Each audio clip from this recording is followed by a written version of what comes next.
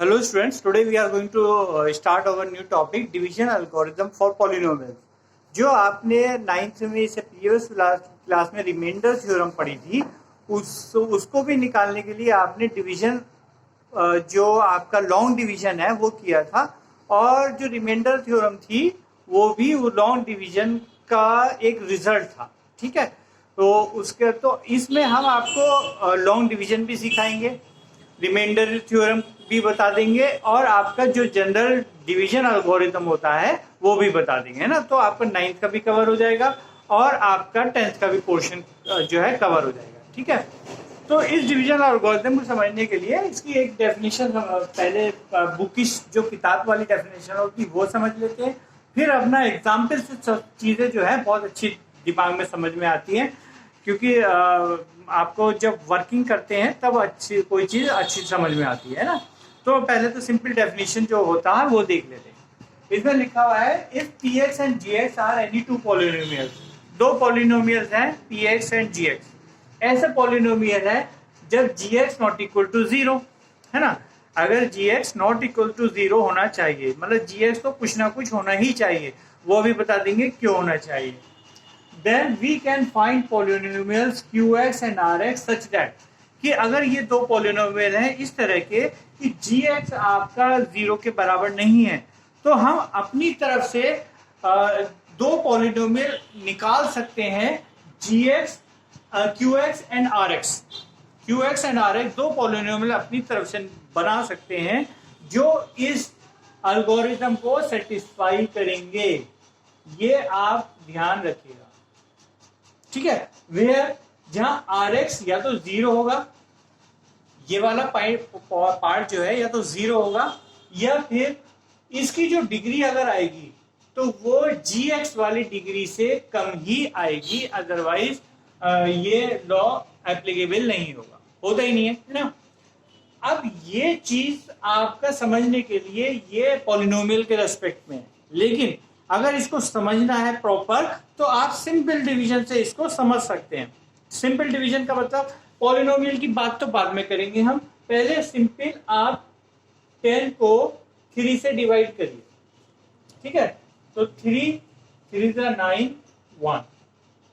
ठीक है, नेक्स्ट आप 9 को डिवाइड कर दिए, 9 को 3 से, 3 9 क्रॉस 0, रिमाइंडर 0। ठीक है, इन दोनों डिविजन्स को देखिए आप, ये आपका डिविडेंड होता है, ये डिवाइजर, ये कोशिएंट और ये रिमाइंडर। ठीक है, क्लियर हो गया। इसमें भी ये डिविडेंड जो डिवाइड हो रहा है डिविडेंड, ये डिवाइजर, ये कोशिएंट, ये रिमाइंडर। ठीक है, अब ये कह रहा है पी एक्स को मान लीजिए आप 10, ये हो गया आपका पी एक्स, और ये एक्स, ये 3 हो गया आपका जी एक्स। ठीक है, अभी तो कांस्टेंट टर्म है, लेकिन एक्स प्लस की टर्म में आ गया, अगर एक्स वाली टर्म और जोड़ देंगे इसमें तो ये पी एक्स मान लीजिए, ये जी एक्स मान लीजिए। ठीक है, अब ये डिवीजन हो रहा है, डिवीजन का मतलब 10/3 कर रहे हो, 10 क्या है पी एक्स अपॉन जी एक्स। ठीक है, देखिए ये फॉर्म में आ गया है। तो इस फॉर्म का मतलब क्या है, आपने पढ़ा होगा कि कोई भी चीज जीरो से डिवाइड करते हैं तो उसका आंसर जो होता है अनडिफाइंड आता है, कुछ भी आंसर आपको मिलता नहीं, इन्फिनिटी मिलता है ना, अनडिफाइंड कहते हैं उसको। तो अनडिफाइंड का मतलब वही कंडीशन जो मैंने आपको बताया था कि वो मैं बताऊंगा। जीएक्स आपका जीरो क्यों कहा गया, क्योंकि जीएक्स आपका ये डिवाइजर बन रहा है, और डिवाइजर आपका जीरो लोगे तो आपका रिजल्ट जो है अनडिफाइंड आएगा।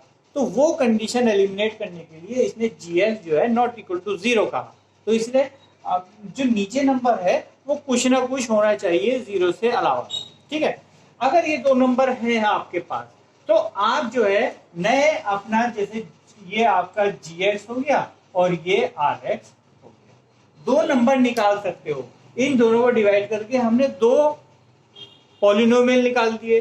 पॉलिनोमियल के केस में, इस केस में दो नंबर निकाल दिए, कौन कौन से, जैसे 3 और 1, ये अपनी तरफ से नंबर आ गए। तो 3 क्या हो गया आपका, सपोज ये एस की फॉर्म में होता तो ये आपका जीएक्स कहलाता, ये क्यूएक्स कहलाता, और रिमाइंडर जो है ये एक्स की फॉर्म में आएगा तो ये आर एक्स कहलाएगा। ठीक है, कंपैरिजन हो गया दोनों। अब ये रिमाइंडर 0 भी हो सकता है और सम पॉजिटिव वैल्यू भी हो सकती है, बट सम वैल्यू हो सकती है, बट ये जो रिमाइंडर होता है हमेशा GX से कम ही आता है। आपने डिवीजन की प्रैक्टिस करी होगी काफी, तो आपको लगा होगा कि आप डिवाइड ही तब खत्म करते हो, छोड़ते तभी हो जब और नहीं आ पाता, और ये जो वैल्यू आती, आप बहुत डिवीजन में देखा होगा कि इससे कम ही वैल्यू आती है। अगर ज्यादा आ रही है तो फिर वो यहाँ पे आपका डिवाइड और नंबर बड़े से डिवाइड हो सकता है ना। तो हमेशा को प्रैक्टिस में आपने देखा होगा ये नंबर जो आता है RX वो GX से कम ही रहता है। तो वही यहाँ पे जो है कंसेप्ट इस फॉर्म में आया कि RX की डिग्री जो है GX की डिग्री से कम ही होएगी। ठीक है, तो ये आपका दोनों का कंपैरिजन। अब हम एक एग्जाम्पल से और इसको देख लेते हैं। इसको डिवाइड करने के लिए बेटा दो, जैसे इसमें डिवाइड कर दिया आपने सिंपल नंबर को, तो आपने सिंपल डिवाइड कर दिया है ना। जब आप ये पॉलिनोमियल और एक पॉलिनोमियल को डिवाइड करते हो, ठीक है, तो ये देखिए ये आपका एक्स स्क्वायर है और ये भी एक्स स्क्वायर है। ठीक है, तो ये दोनों डिवाइड आपके हो सकते हैं। अब ये दोनों डिवाइड करने के लिए आपको चाहिए बेटा सीक्वेंस में, स्टैंडर्ड फॉर्म में। तो स्टैंडर्ड फॉर्म में करने के लिए बेटा पहले आपको जो नंबर डिवाइड करने हैं तो डिविडेंड और डिवाइजर दोनों आपके स्टैंडर्ड फॉर्म में होने चाहिए। स्टैंडर्ड फॉर्म का मतलब क्या हुआ कि पहले आपकी जो नंबर लिखा जाएगा, जो आपका टर्म पहले लिखी जाएगी वो हाईएस्ट डिग्री की होनी चाहिए। ठीक है, जैसे इसमें हाईएस्ट डिग्री कौन सी है, इसकी 2 है, इसकी 3 है, इसकी 1 है और इसकी ऐसी पावर 0, इसकी 0 है। ठीक है, इधर सबसे मैक्सिमम कौन सी है, 3 है सबसे बड़ी वाली। तो इसका मतलब सबसे पहले कौन सी लिखी जाएगी, -x³, ये आपका सबसे पहले लिखा जाएगा। फिर कौन सी लिखी जाएगी, ये x² वाली प्लस 3x², फिर x वाली -3x प्लस 5। तो ये इसकी स्टैंडर्ड फॉर्म बन जाती है। क्लियर हो गया। अगर सपोज कीजिए एक वेरिएशन आ जाएगा आपका कि आपका इसमें कोई टर्म नहीं दे रखी, सपोज कीजिए ये टर्म आपको 3x नहीं दे रखी थी। ठीक है, 3x नहीं दे रखी थी, तो स्टैंडर्ड फॉर्म में जब आप लिखोगे तो इसको आप कैसे लिखोगे, +0x, वो वाली टर्म आपकी शो होनी चाहिए। तो आपका ये मेरी तरफ से अपना रूल है जो मैं आपको बता रहा हूं, और इस रूल से आपका कभी भी क्वेश्चन गलत नहीं होगा। बहुत जो आपके 5% गलत होने के चांसेस हैं वो भी आपके खत्म हो जाते हैं। तो इसकी आप ये 0 का यूटिलिटी समझिए, है ना। वो जब क्वेश्चन आएगा इस तरह का तब आपको ये पता चल जाएगा, लेकिन कंसेप्ट अभी हम बता रहे हैं। कोई आपकी s की पावर अगर नहीं है क्वेश्चन में तो आप डिविडेंड या डिवाइजर में तो रहने दीजिए, डिविडेंड में जरूरी है। डिविडेंड में आपका जो टर्म मिसिंग है x की, वो 0x शो करके आप उसे लिखोगे। ठीक है, ये लिख दिया आपने। अब हम अपने क्वेश्चन पे आ जाते हैं। कितना था, -3x या +3x था, -3x। ठीक है, let me see the question, -3x + 5। ठीक है, ये बात समझ में गया, आपने इसे स्टैंडर्ड फॉर्म में कर लिया। नेक्स्ट आपका ये देखिए, इसमें इसकी पावर 1 है, इसकी पावर 0, इसकी पावर 2, तो इसको भी आप स्टैंडर्ड फॉर्म में लिखोगे और डिवाइड करना है। डिवाइड का मतलब अब ये लगा लीजिए। अब डिवाइड करोगे आप तो इसको भी स्टैंडर्ड फॉर्म में लिख के डिवाइड करोगे। क्या आएगा, -x² प्लस x -1। -x² अपने साइन के साथ आएंगे बेटे आगे पीछे, -x², ये कुछ साइन नहीं है तो प्लस का अज्यूम करते हैं। सबसे पहले वाला प्लस का साइन अज्यूम करा जाता है ना, प्लस x -1। देखिए अब ये दोनों आपकी स्टैंडर्ड फॉर्म में आ गए। ठीक है, अब इनको आपको डिवाइड करना है। ठीक है बेटा, डिवाइड करने के बाद आप देखिए, डिवाइड करने के लिए मुझे रफ करना पड़ेगा, ये ऊपर वाला पोर्शन रफ कर लेते। ठीक है, लेकिन ये तो समझाना था, लेकिन वो आपने नोट कर रखा है तो आप ध्यान रखिएगा। मैं डायरेक्ट अभी जो मिटा रहा हूं इस पर डायरेक्ट बता दूंगा, आप पीछे बैक करके इसको देख सकते हो। ठीक है, आपने दोनों जो डिवाइड करने थे आपको, वो आपने स्टैंडर्ड फॉर्म में लिख दिए। स्टैंडर्ड फॉर्म में लिखने के बाद आप क्या करोगे, जो इसका सबसे पहला नंबर है और इसका सबसे पहली टर्म, सॉरी इसका पहला टर्म और इसकी सबसे पहली टर्म, उन दोनों को क्या करोगे, डिवाइड करोगे। तो इसका मतलब minus x cube upon minus x square, दोनों डिवाइड कर दिए, माइनस से माइनस गया और एक्स स्क्वायर से ये गया, आपका बचा एक्स। क्या बचा आपका एक्स। तो आप एक्स वो पहले यहाँ पे लिखोगे, यहाँ पे लिखोगे। अब जो आपने यहाँ पे लिखा उसको इस पूरे से मल्टीप्लाई होगा, अब पूरे से मल्टीप्लाई होगा, ठीक है, पूरे इस पूरे से ये मल्टीप्लाई करा जाएगा। अब मल्टीप्लाई कैसे होगा, जैसे एक्स आया था, एक्स को आप मल्टीप्लाई करोगे minus x square plus x minus 1, इस पूरे से मल्टीप्लाई करोगे, ठीक है। पूरे से मल्टीप्लाई करने के बाद आएगा minus x cube plus x square minus x, ये आया, ठीक है। ये आने के बाद आप क्या करोगे, जो टर्म जिसकी डिग्री है उसके नीचे ही लिखनी है आपको, अपने हिसाब से अंशंट इधर उधर कहीं नहीं घूमना फिरना, ना उसे घुमाना फिराना, ना तुम उलझो ना उसे क्वेश्चन को उलझाओ। अपना जैसे माइनस एस क्यूब है तो माइनस एस क्यूब वाली जो लाइट टर्म वाली है, लाइट टर्म वाला कोफिशिएंट अलग हो सकता है, लेकिन ये जो लाइट टर्म वाला कंसेप्ट है वो इसमें एप्लीकेबल होगा। लाइट टर्म के नीचे लाइट टर्म, तो आपका माइनस एस क्यूब ये लिखोगे। नेक्स्ट है एक्स स्क्वायर, तो ये इसके नीचे लिखी जाएगी plus x square minus x, तो ये एक्स वाली टर्म के नीचे लिखी जाएगी, ठीक है, ये ध्यान रखना। अब आपका इन दोनों को सब्ट्रैक्ट करना है। सब्ट्रैक्ट करने के लिए क्या होता है, साइन आप चेंज करते हो। साइन चेंज किया आपने, माइनस का प्लस हो गया, प्लस का माइनस हो गया, माइनस का प्लस हो गया। अब ये साइन एप्लीकेबल है, इसके बाद इनको ऐड कर दिए, एक माइनस एस क्यूब, एक ये प्लस एस क्यूब, ये आपका कैंसिल हो गया। ये प्लस 3x स्क्वायर, ये माइनस एक्स स्क्वायर, कितना बचा 2x स्क्वायर, क्लियर हो गया। ये माइनस 3x, ये प्लस एक्स, ये वाला कैलकुलेट करना, इसको भूल जाओ आप, प्लस एक्स, तो ये क्या होगा माइनस 2x प्लस 5, ये आ गया बेटा। अभी भी आप देख रहे हो इसकी डिग्री और इसकी डिग्री बराबर है, तो इसका मतलब डिवीजन पॉसिबल है, ठीक है, क्योंकि आपने RX की डिग्री GX से कम तब तक डिवाइड करना है जब तक RX की डिग्री GX से कम ना हो जाए, ठीक है। तो आपका अभी भी डिवाइड हो सकता है, तो अभी भी फिर डिवाइड, अब ये आ गया डिविडेंड। अब इसको डिवाइड करने के लिए आप इसका भी पहला और इसका भी पहला फिर डिवाइड करोगे, तो क्या होगा 2x square upon minus x square, x square से एक्स स्क्वायर गया, बचा माइनस 2, तो x माइनस 2। अब माइनस 2 से इस पूरे को मल्टीप्लाई करोगे, तो वो कैसे करोगे, minus 2 minus x square plus x minus 1, ये आ जाएगा आपका, माइनस माइनस मल्टीप्लाई होगा प्लस 2x स्क्वायर।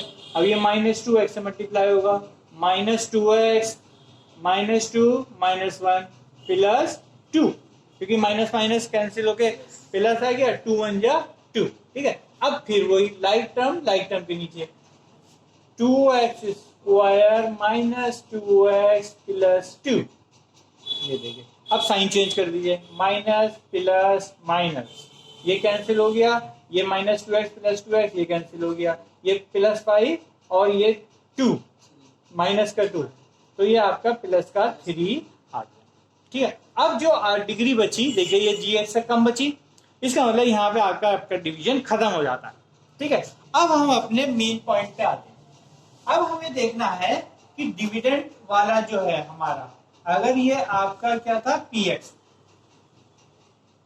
ये क्या हो गया अब GX, जो यहाँ पे था आपका GX, और ये बचा आपका RX, और ये जो आया आपका आया QX, सॉरी QX है, QX क्वेश्चन, बात समझ आई। तो जैसे इसमें एप्लीकेबल होता है कि ये मल्टीप्लाई बाई ये प्लस 1 बराबर इसके बराबर होता है, मतलब dividend is equal to divisor into quotient plus remainder, इसमें ये आपको 9th में अच्छी तरह याद करवाया था।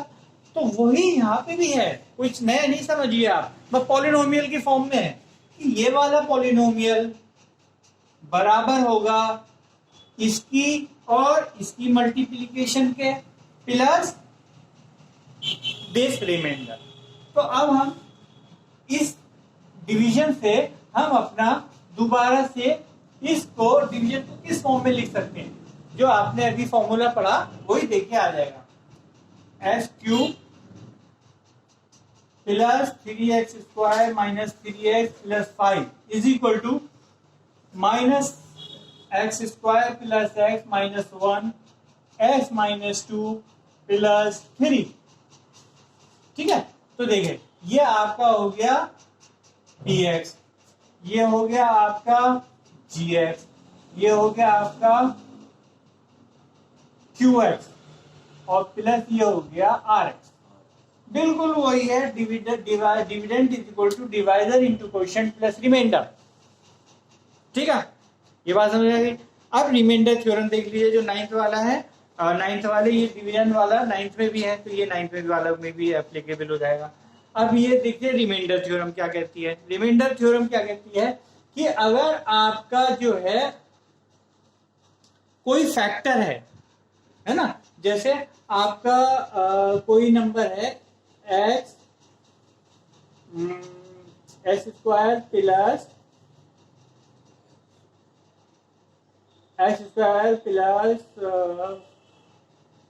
माइनस 5x प्लस 1, ये नंबर है। ठीक है, 5/2 ले लीजिए, 5/2 इस तरह का नंबर है, ये इक्वेशन है। इसका ये कह रहा है कि वेरीफाई कीजिए कि x minus 2 is a factor. इस तरह के क्वेश्चन आपने 9th में करे होंगे कि वेरीफाई करिए ये इसका फैक्टर है। तो आप कैसे करते थे, ये x minus 2 is equal to 0 करके x इज इक्वल टू 2 एक वैल्यू निकाल लिया आपने। इसका मतलब क्या हुआ कि अगर आप x इज इक्वल टू 2 इस एक्सप्रेशन में रखोगे तो अगर इसकी वैल्यू 0 आई तो वो उसका फैक्टर है, अदरवाइज वो उसका फैक्टर नहीं है। क्योंकि अगर फैक्टर होगा तो आपने देखा कोई भी फैक्टर होगा तो वो रिमाइंडर 0 बचाता है, अगर नॉर्मल कैलकुलेशन में करा होगा आपने, है ना।